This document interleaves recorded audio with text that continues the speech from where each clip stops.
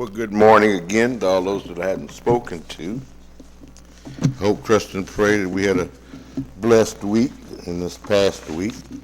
And I pray that each and every one of us is striving to stick around this afternoon for a fellowship. This morning, I'm going to talk about the influence that my sisters, or women in general, have over this world. I'll be talking about women in general and how their influence is necessary to lead this world into a righteous way of living and living up to the standards of God. Even though my lesson mainly focuses on women this morning, the same truth applies to each and every one of us that are in this room this morning.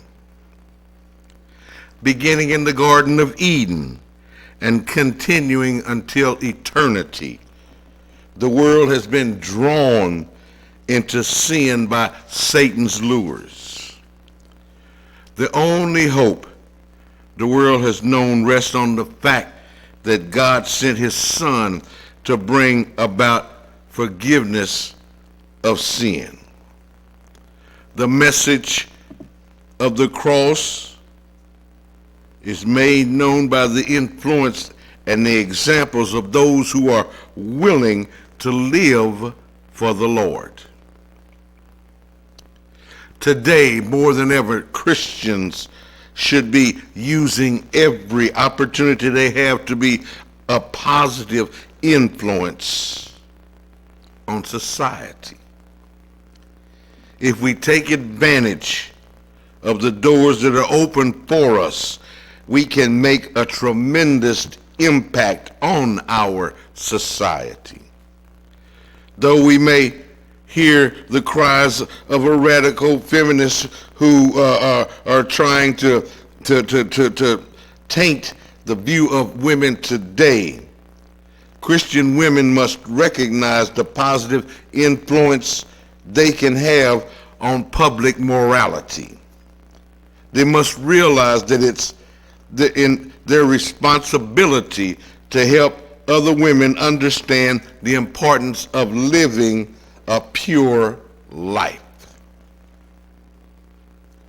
There can be no doubt that today's society is plunging headlong into decay. Crime is rampant.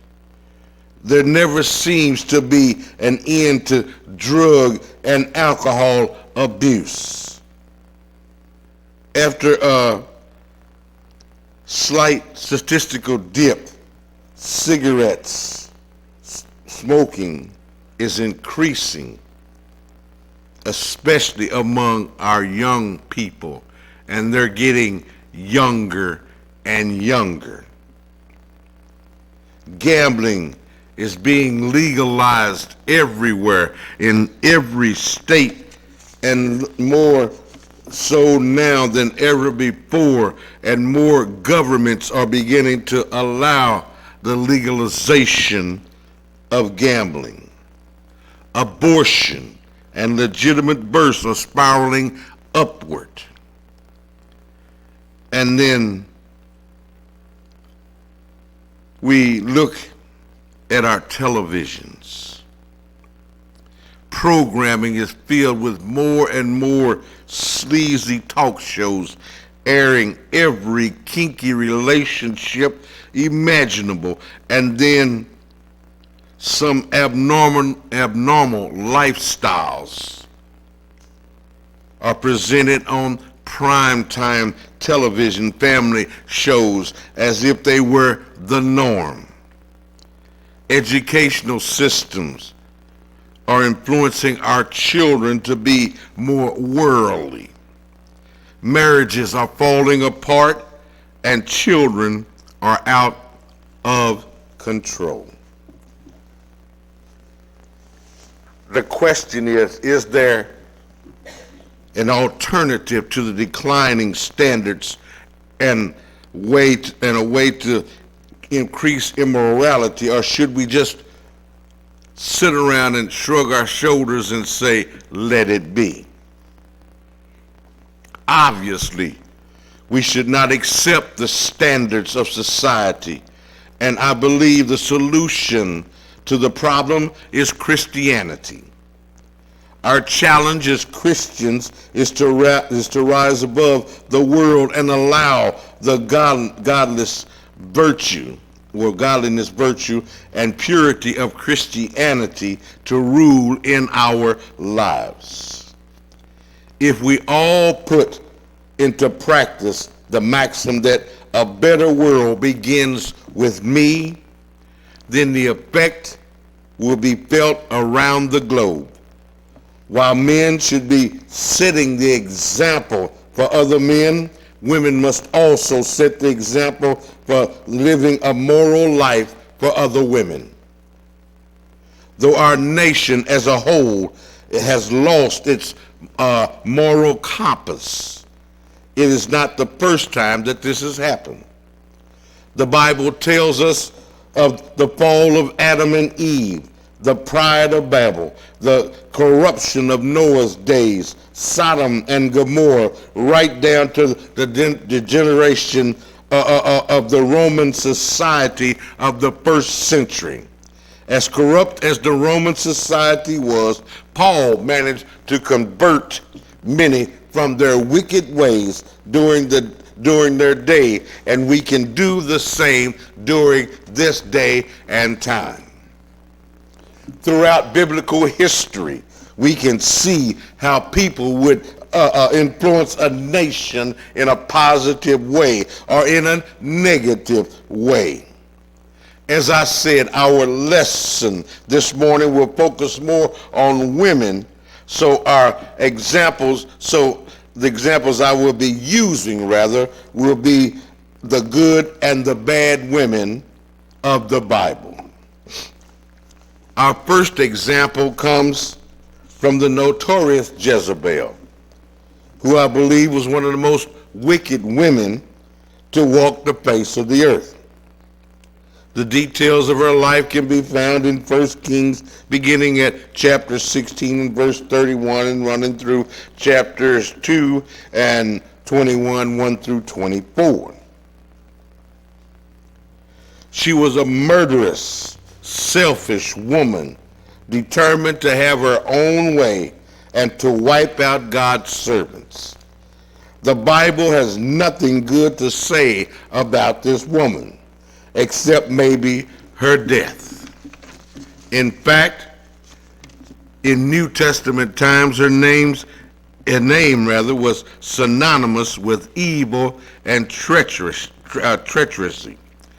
as we see in Revelations 2 and 20.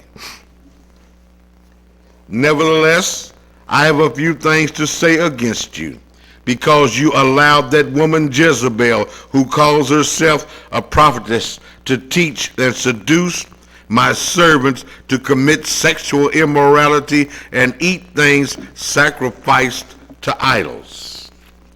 Her name is used to describe a seducer of the saints. Since her deeds were so wicked, you would be hard-pressed to find anyone who had named their daughter after her.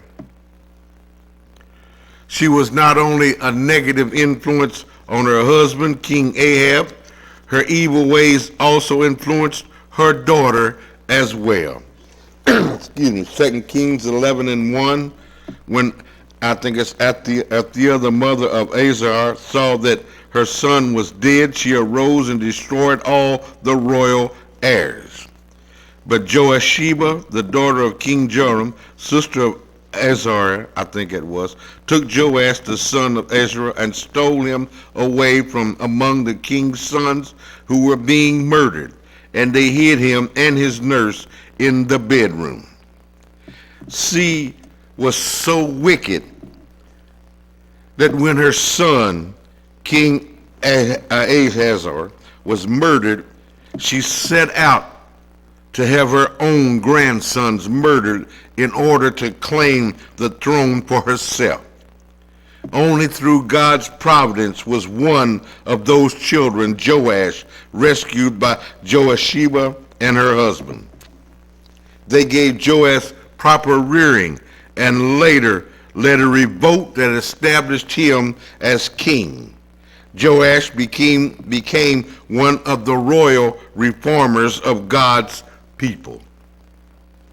Like mother, like daughter, those two evil women had a negative influence on God's people. If left unchallenged, they would have done greater harm, but both of these women were killed.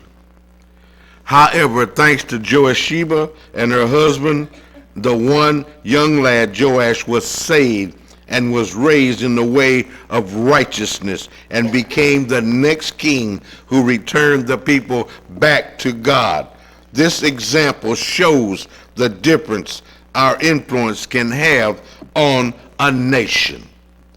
The two evil daughters influenced the nation to be evil, but Joasheba and her husband influenced the new young king toward righteousness, which influenced the nation to righteousness. So do not ever underestimate the power of God, or underestimate the power of influence on individuals. Excuse me. Esther is another woman whose influence had a direct bearing on the outcome of an entire nation. If you know the story, then you know that she became the queen of Persia. Haman, who was a wicked man, tried to destroy the Jews that were in captivity. When Mordecai learned of the plot, he encouraged Esther to inform the king of the scheme, saying to her in Esther 4:14, "For if you remain completely silent at this time, relief and deliverance will arise for the Jews from another place. But you and your father's house will perish. Yet, who knows whether you have come to the kingdom for such a time as this?" Like the courage of Joasheba, Esther risked her life by going to the king without an invitation. She knew it was worth the risk to save her people and preserve the lineage that Christ would come through. Women should never think that they cannot make a great change in our nation, because Esther shows that it is possible. Yes, we should all do our part on trying to influence those around us to live for God and His way. None of us should think that someone else better than me needs to change things.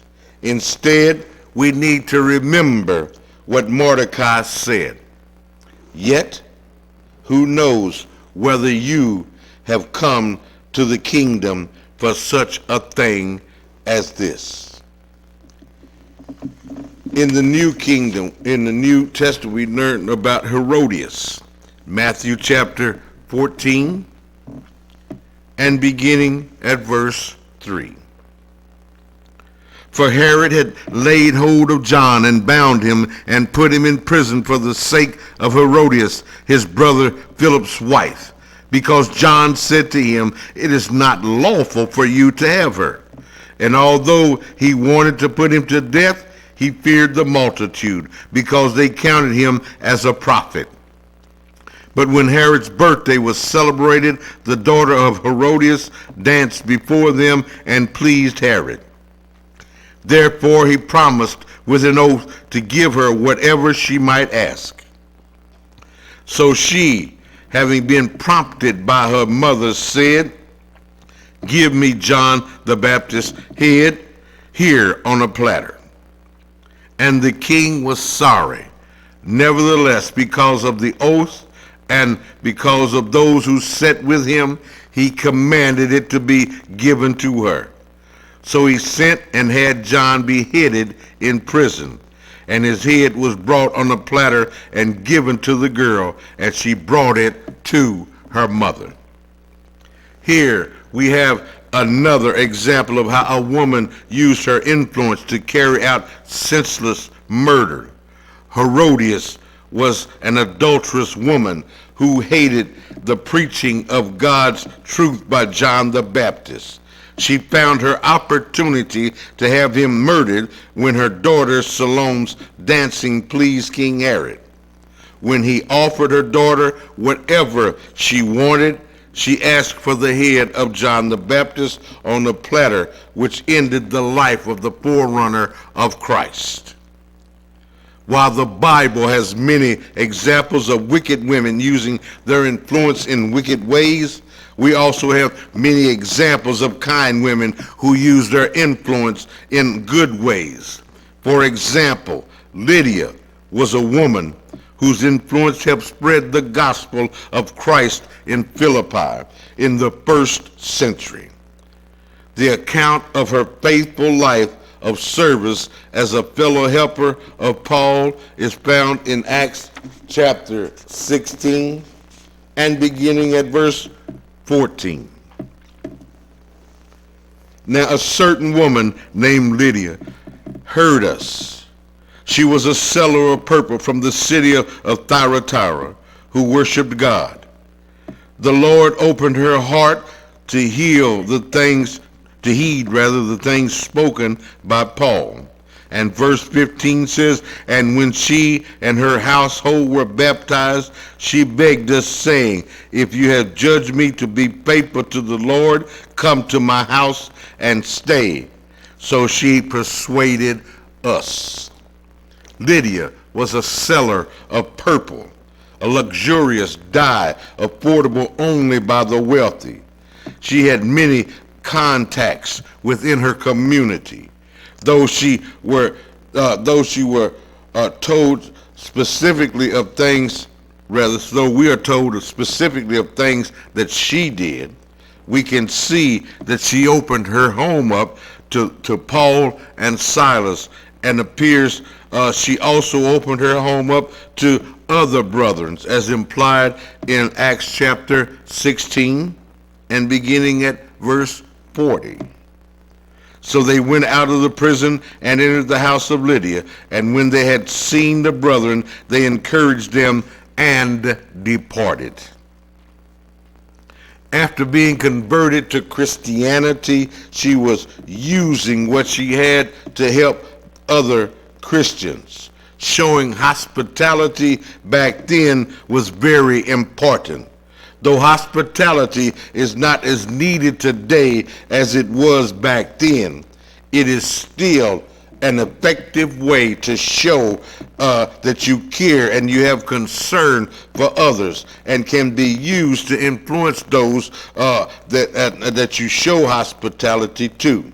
So do not neglect the opportunity to show hospitality to others. Another great example of women being a great influence is Lois and Eunice. The mother and grandmother were a great influence on Timothy. This is what Paul says about them in 2 Timothy 1 and 5. When I call to remembrance the genuine faith that is in you, which dwelt first in your grandmother Lois and your mother Eunice, I am persuaded is in you also. 2 Timothy 3:15. And that from childhood you have known the Holy Scriptures, which are able to make you wise for salvation through faith which is in Christ Jesus. Timothy's father was a Greek and most likely would not have taught him anything about the Jewish way. but the mother and the grandmother made sure that he knew about God and what the scriptures taught. Paul commended them for their faith. A mother and a grandmother should never underestimate the importance of their Christian influence on their children and grandchildren. We could consider many other women of Bible times whose lives affected the course of history. Eve's fall to temptation, Sarah's taking matters into her own hands and not waiting for the promised son. Rebekah's deception of Isaac, I can't pronounce it right. It's Jochebed, saving of her babies Moses, Deborah's judgment of Israel, Delilah's betrayal of Samson's, Ruth's faithfulness to Naomi, Hannah's rearing of Samuel, Bathsheba's sin with David, and so on, and Mary's role in the virgin hospitality. Mary Magdalene taking the word of the resurrection of Jesus' followers, Dorcas's generosity on the poor of her community, Phoebe's encouragement of Paul, as well as the multitudes of others named and unnamed whose deeds are recorded in God's word. We learn from all these women to emulate their good and to avoid their evil. It has been said that on average, each of us have a direct influence on some 250 people in our lifetime. Obviously, those with more public lives will influence more people than will those who have limited contact with others. But we must know that people are constantly watching us, and we don't know the impressions that we leave on their lives. I was at work last Thursday, and one of my customers came to me, and he said, "You must not ever have a bad day." And I said, "I do." He said, "But it doesn't show." He says, "I'm here on the average of 3 days a week, and I have never failed to see you sit behind that desk without a smile on your face." This is a man that I've seen on an average of 3 times a week, and I didn't think that he had any thoughts about me one way or another other than I was somebody that he needed to see in order to get to the doctor. He never had a word to say. He wouldn't have a conversation with those around him. He would just sit and be looking around. He had never come to me with any type of conversations, good or bad, except for this one time. And it made me feel good to know that my smile made a difference in somebody's life. And I said that so that you would understand that whether you're talking to people or interacting with people, people are still looking at us to see how we react to different situations, how that we view life. It may be the checker at the grocery store who sees our attitude when we're standing in a long line. It may be another driver who sees how we react in a traffic jam or by someone cutting us off. It may be the elderly neighbor who could use a hand with the yard work. Our paths constantly cross those who are fruit inspectors, noticing whether our lives are filled with works and attitudes of the flesh or with the fruits of the Spirit, which are in Galatians 5 and 22, but the fruits of the Spirit is love, joy, peace, long-suffering, kindness, goodness, faithfulness, gentleness, self-control. Against such there is no law. Now let's look at some examples of how women